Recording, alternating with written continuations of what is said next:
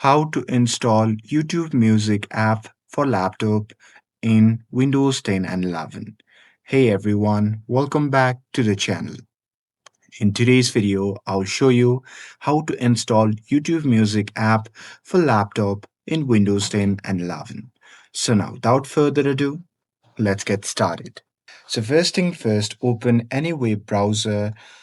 And now here, once you are inside the web browser, simply click on the search bar and simply type YouTube Music and search for it.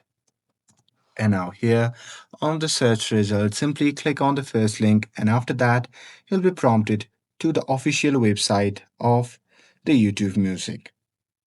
Now here, once you are inside the website, just look at the top right corner of the screen, and there you simply have to click on the three dash icon. And now here, from the drop down menu, simply click on this option that says save and share. And now here, inside save and share, there you can see the option labeled as install YouTube Music. So simply click on it. And here, once you click on it, a pop-up menu will appear. In that menu, just click on install. And once you do that, you'll able to download the YouTube Music app on your laptop. Now here, as you can see, the YouTube Music have been downloaded. You can simply open it and it will open like this. And that's it.